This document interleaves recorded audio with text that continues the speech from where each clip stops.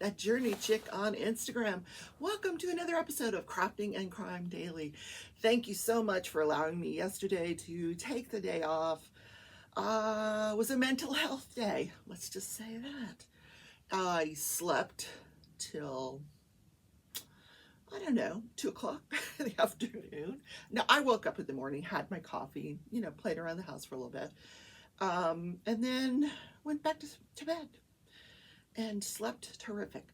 Then I got up and I realized the poncho that I'm making, the crochet poncho, was going to need one more skein. I'm on skein 4, and because I'm 5'10", I want it to be longer. So I decided I'm going to go to Michael's, get another skein of that yarn. Cross your fingers, it's still there. It was, but both dogs insisted that they go with me. So me and the doggies went for a drive. We went to Michael's. I ended up buying a paint by number to do on one of my Craft With Me Wednesdays. The Eiffel Tower. Yeah, I'm going to do an Eiffel Tower. How fun is that? What else did I buy? Oh, I needed some floss, some DMC floss for a stitch along that I'm doing. It's a caterpillar stitch along. It's a garden gnome. So yeah, fun with that. Now, I may have already had the floss, but I was there. I had the pattern on my phone. I'm like, what the heck? Let's shop. And I think it was marked 20% off, which brought it down from like 68 cents to 61. It was not a big savings by any means, but yeah, I mean, what's 20% of 68 cents? Who knows? Or I don't even know what it costs normally. I don't know, maybe 80 cents. I have no idea. I just buy it. So what else did I buy? Oh, some chocolate covered. No, I put those back. What did I buy? I think that's it for Michael's. Then I took a long way home, not on purpose. I got on K96, which is this big highway. I'm not really used to it, and I was listening to whatever I had on my phone, and instead of going the way I should have gone, which was south, I went north. I'm like, oh, let's see where this takes us. Because, like, who cares? I'm out for a drive. So I go north, and then I realize it's going to run into 275, which actually goes all the way around the city. So I get on 275, and I end up back home. I had to stop at the Dillon's, a grocery store. So it was like a little nice afternoon out, little outing. It's always good to get out of the house, right? Yeah. So, got in the mail yesterday. I saw these on Instagram. Diamond Junkie was promoting these. They are called, what are they called? What are they called? I'll look on my Amazon and see what they're actually called. Soft grip stainless steel precision tweezers. So I thought, wow, because she had a video on Instagram where she's picking up multiple, 3, 4 drills. I'm like, wow, gotta try that, because I like working with tweezers. I haven't mastered getting more than 1 drill. Sometimes I can get 2 if I'm lucky. Now I can't even get the case open. Here we go. So I gave one to my sister. She handed it back to me about 5 minutes later. She's like, nope, don't like it. I'm like, okay. I can get the case open. Holy moly. Just open. Well, there we go. All right. Here's what they look like. And they're soft. They have this soft grip, and it's kind of a reverse tweezer is what it's really called. It's a reversible tweezer. So you're supposed to be able to go down and pick up, several drills and place them. When you push, it opens, then you let it close, and you do that. Well, I tried, and it didn't work. The drills just went whoosh, flying everywhere. So that was a fail. I believe it cost me $8.99. So I bought them so you don't have to, okay? Not a huge, it did not make a huge difference. Could I probably get used to them? Maybe over time. But yeah, I'm going to say don't waste your money on that. Yes. Then I was diamond painting last night. I left the light pad on so you can kind of see where I'm at here. This whole thing, everything's done over here. So I'm like right here. That part's done. This part's done. So I'm just trying to work the cathedral, the Notre Dame, actually the building itself. But I did add, like, I don't know if you can see. No, you can't see. But there's a cross on top of the building. And it was just in a dark color. So I replaced it, like a dark brown. I replaced it with this, I'm very fumbly today, from diamondpaintingdrills.com, of which I am an affiliate. You can follow the link down in the description. It will take you to their site. I know yesterday they were having some site issues. Hopefully those have resolved. Use the code #Paris. You'll save 10%. I use this rose gold.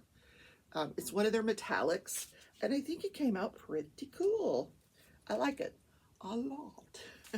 Now, the other metallic that I've used is the gold, actually in the Eiffel Tower, and then I used a different metallic on the light pole. That light pole is a hematite metallic, which is like a slate gray, which I'm really enjoying. So last night I was not feeling the best. I don't know, just a really weird day. And I had a headache. Maybe it was probably because I hadn't eaten all day. Had a headache, and I'm like, maybe I have COVID. Did any of you guys order through the post office those tests, that at-home tests? So I said, let me break this out and try it. Well, make sure you read the instructions, because there's different packages in the boxes. They send you this little box, and it's 4 tests in one box. So you have to open package 1 and package 2 and put this into here and this, and open it. First you got to wash your hands. Then you got to do Q-tip into both nostrils, and then you put it into this liquid, and you stir it around, and then you drop it onto this little, it looks like a pregnancy test kit, except littler, maybe a couple inches long. You put 4 drops in there, and then you wait. You're like, oh, am I pregnant? Am I not pregnant? You're waiting for the line. Well, of course, I didn't have COVID, but good to know. Now I know how to do the test. And this is like one of the little packages that, it came in. COVID-19 at-home test. This is made by SD Biosensor. Now, go to USPS, see if you can still order them. Because it's nice, it's a convenience to have that at home. It really is. All right, I'm all over the place today because I don't have a lot of crime to report. So we got our journal out, we got our planner. February is flying, guys. I have to sit down with my cross stitch. I'm only up to like February 5th, and today is the 10th. Is it the 10th? Oh, no, it's the 11th. It's payday, Friday. Ooh, ooh, ooh, ooh, Friday dance.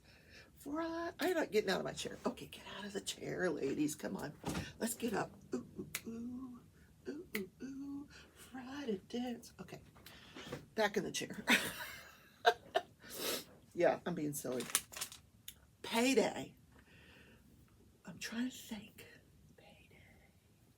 Yeah, I have a lot of bills that come out mid-month, like the car insurance, like automatic stuff, car insurance, this company that's paying off my credit cards, and one more thing. So I kind of like leave that paycheck alone to make sure there's enough there to pay all those auto stuff. Yeah, I hate that stuff, but it is what it is. Okay, today is National Don't Cry Over Spilled Milk Day. And now I gotta write that. Don't cry over spilled milk. And in this day in history, we're going to talk about a payola scandal. I did not know what this word meant. Who knew? You're going to learn today. Yeah. Now, I didn't do any special videos this week other than unboxing the Afghan cat. Yesterday, I need to write that down. I did PTO yesterday. PTO.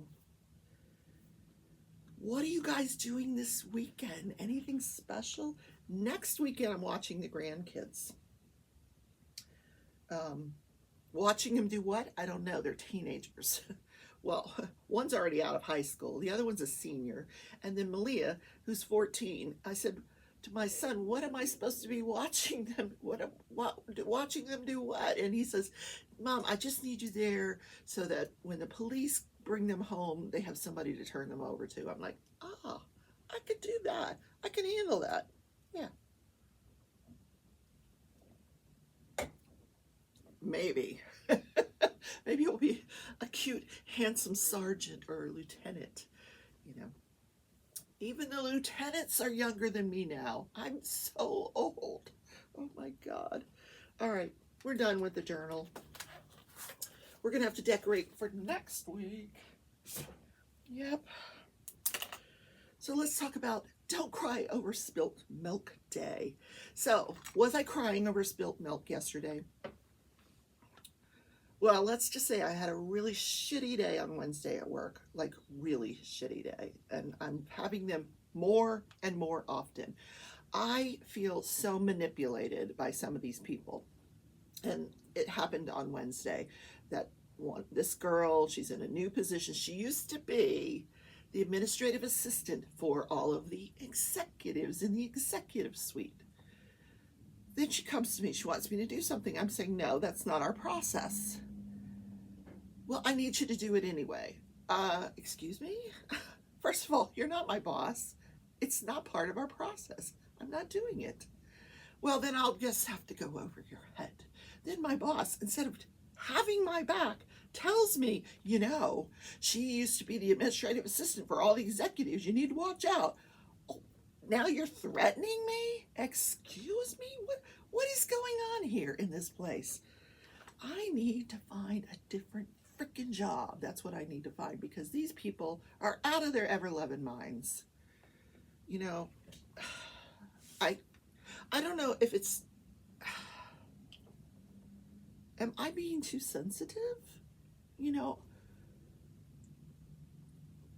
I had to drop what I was doing. First of all, this woman messaged me about 15 times that morning.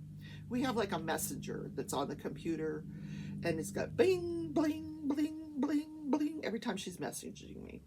So she kept interrupting me, and then she wants me to drop what I'm doing to call IT, which she could have done, to expedite something. I'm like, we don't expedite these. There's no reason to expedite it. It'll be done within 24 hours. Why do I need to expedite this? I just need you to do it. This is like having a 12-year-old, you know, telling you must buy Girl Scout cookies. So I'm thinking, so my boss tells me, just do it. Just expedite it. So I'm thinking, fine, I'll expedite it. It's still not going to get done for 24 hours. But what do you think happens? Freaking IT gets it done within an hour. I'm like, now I look like an idiot. Because before, they would never have done it. Now, all of a sudden, oh, yeah, we'll do it. They didn't even ask me any questions. Oh, sure, we'll do that for you. And it was done within an hour. When did this happen?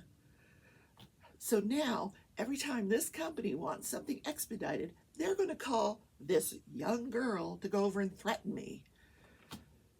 And my boss says, maybe you should sit down with her and explain your process. No! How about that?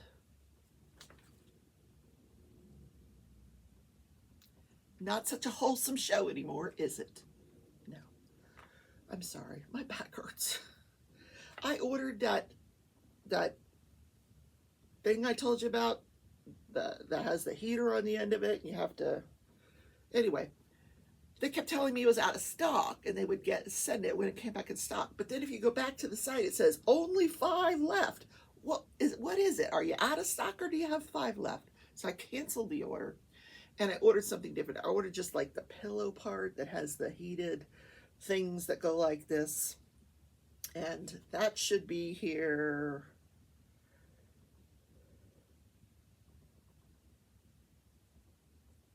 tomorrow by 9 p.m. Yay! Oh. Please tell me if I'm turning into a bitch. Please tell me. I'll change. I feel like this whole thing has me in knots.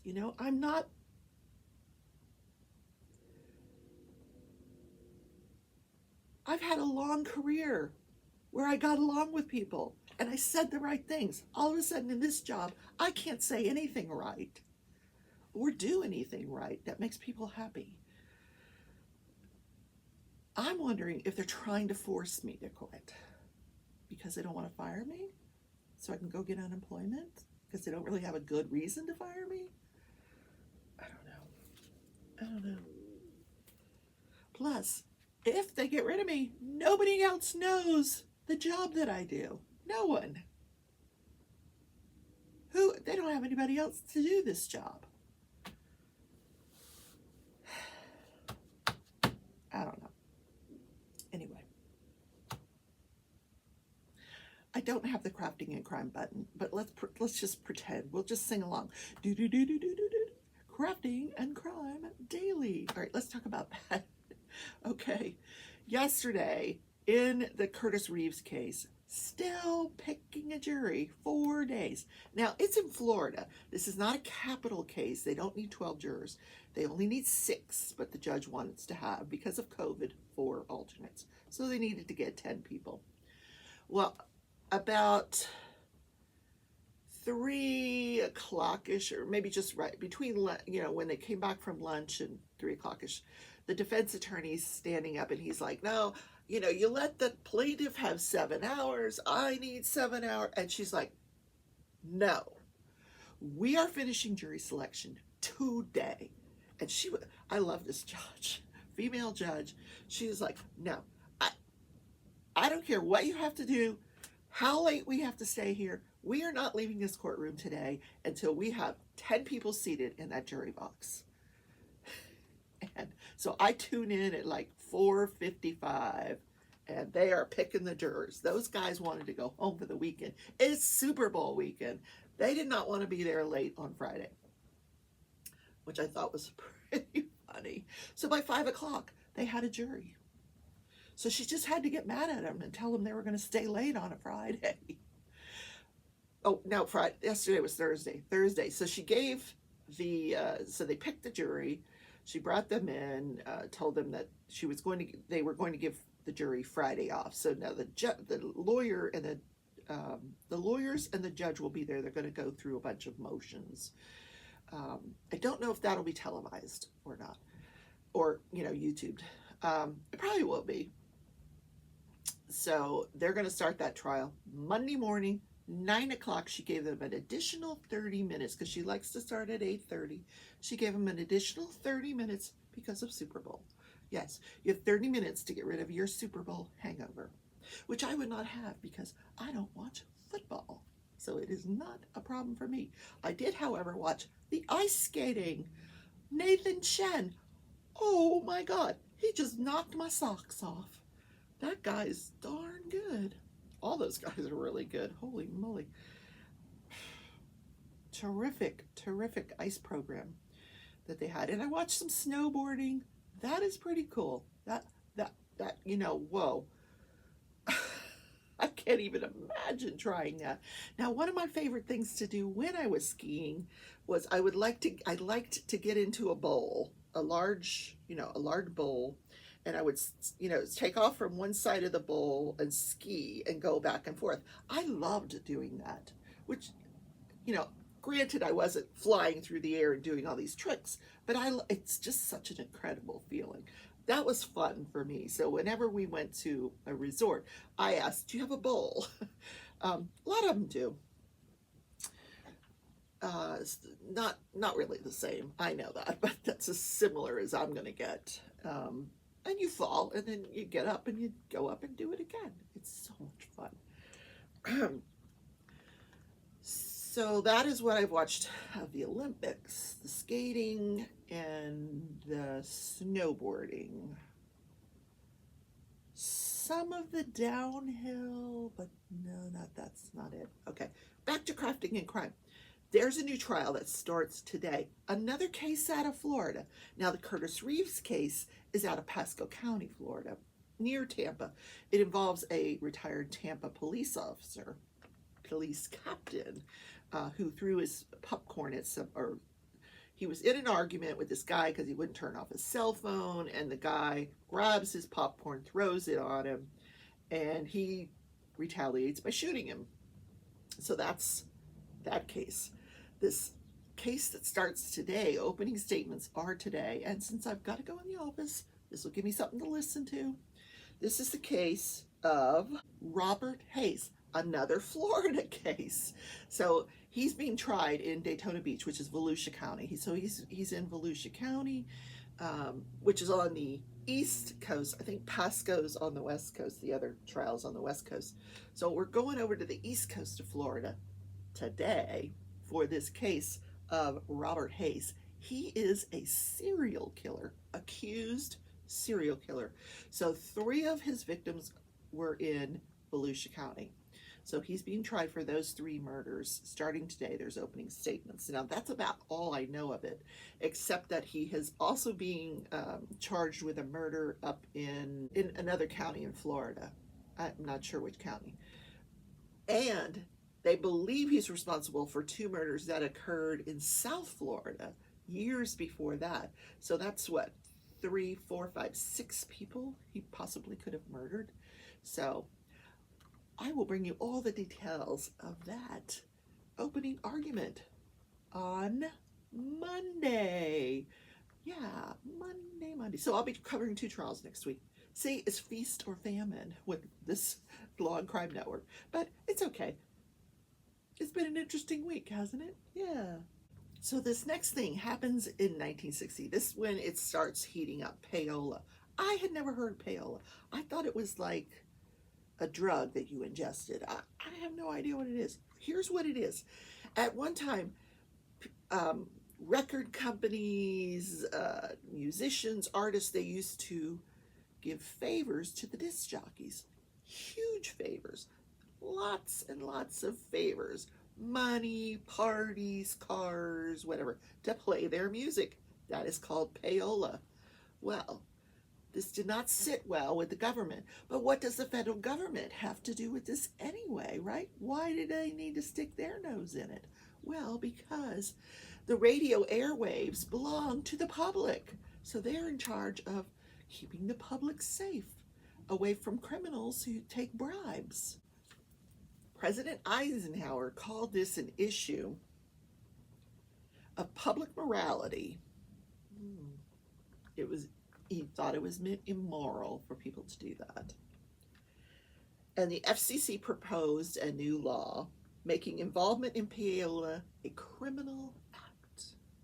You cannot take bribes anymore. I understand that.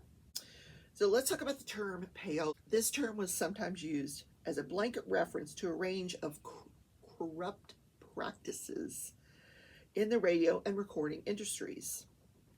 But within music business, payola referred specifically to a practice that was nearly as old as the industry itself, manufacturing a popular hit by paying for radio play.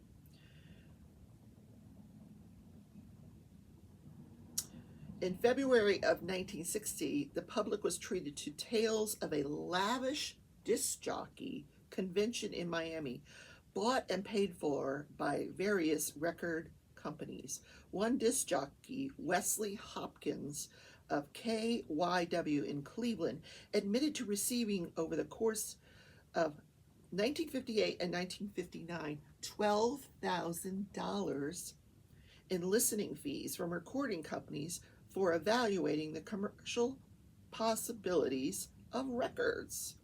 Another DJ named Sam Richard from station WILD in Boston also admitted to receiving thousands of dollars from various record promoters, and though, like Hopkins, he denied letting such fees affect his choice of which records to play on the air. He also offered a vigorous defense of payola, comparing it to going to school and giving the teacher a better gift than the fellow at the next desk. He practically likened it to motherhood and apple pie. This seems to be the American way of life, which is a wonderful way of life. It's primarily built on romance. I'll do for you what will you do for me? And isn't that true? Really? Isn't that true? Yeah. It was this comment that prompted President Eisenhower to weigh in on February 11th, 1960 with his condemnation of payola. But what explains the involvement of Congress in this issue? Technically, the concern of the Harris Committee was abuse of public trust, since the airwaves over which radio stations broadcast their signals are property of the people of the United States. However, 1960 was also an election year, and Representative Harris and his colleagues on the subcommittee were eager to be seen on the right side of this moral issue. Though it is widely agreed that the famous 1960 hearings on payola were merely reorganized the practice rather than eradicating it, those hearings did accomplish two very concrete things that year. They threatened the career of American bandstands Dick Clark, and they destroyed the man who gave rock and roll its name, the legendary Cleveland disc jockey Alan Freed. Isn't that a shame? Okay. You cannot pay the disc jockey to play your record. We've come so far from radio, though. I mean, it still exists. Like, once in a while, I'll put the radio on in my car. Not very often. Most of the time, I'm listening to something on YouTube because I just plug my phone into the charger and I listen to something on YouTube, or people are streaming Spotify, or, I mean, I don't even know the name of a current disc jockey. Maybe, I don't know, Ryan Seacrest? Is he still a disc jockey? Was he ever I don't know. I have no idea. Okay, short show today, guys, because I'm going to work. It's going to be a better day if this woman gets in my face. I'm very tempted to tell her, I want to take her aside and say, don't ever do that to me again. That was very manipulative, and it wasn't warranted. But she runs straight to my boss, and I get written up for inappropriate language or whatever, I can't be myself at work. I can be myself in front of you. I can say things that are inappropriate, and you guys just, oh, well, that's Rebecca, okay, that's me.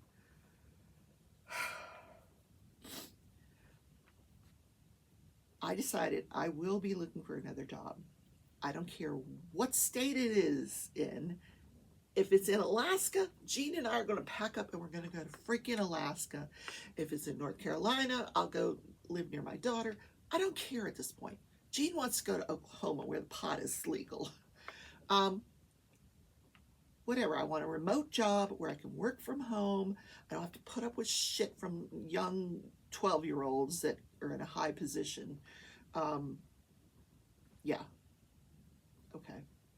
I've said my piece. Thank you. I feel better. You don't have to comment, really. I just feel better having said it. Okay. Thank you, guys. I love you all. Tonight on Facebook, my co-host for the Ticket to Ride event, Cheryl Katz, will be live on Facebook at 9 p.m. Eastern with our friend from Australia, Nicole, with Everlasting Tips. So tune in for that. Might be some giveaways. Yeah, Everlasting Tips. I ordered some. I can't wait to tell you if I like them or not, because I'm always honest with you guys, like the tweezers. Had this out because I was measuring some cross-stitch fabric last night. I'm all over the place. This is going to be like a cross-stitch catch-up weekend. Yeah, definitely. The diamond painting, my sister's like, you don't diamond paint when you're talking anymore. I meant to. I had the drills out in the tray. I meant to. I'm sorry. And I left the light on so you could see where, you know, where I am. But here, I'll turn the light off.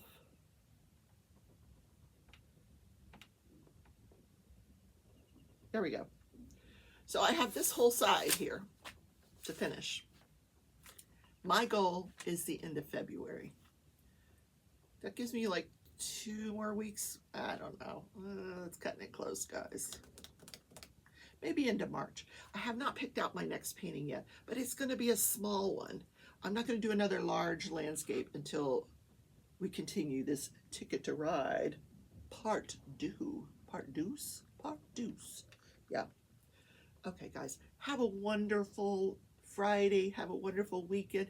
I will be here Sunday with Bella from Bella's Diamond Painting Pens. Please tune into that. I'm going to be doing an interview with her.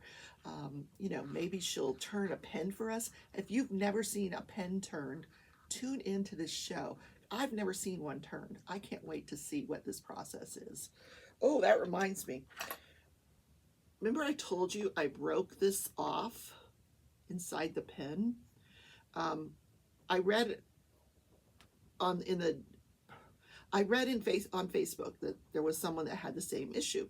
So people were commenting and telling her how to handle it. So I just kind of dug in there with some tweezers and got all the plastic out, you know, just grinded it to dust, basically, got all the plastic out. So I'm able to use the tip again, because this is one of my favorite pens. It's like a bubblegum pink. And it cost me $45. So I'm able to use it again. All right, that's it. I promise. That's all I have to say. All right, I will see you Sunday at 11 Central, if not sooner. Bye, everybody.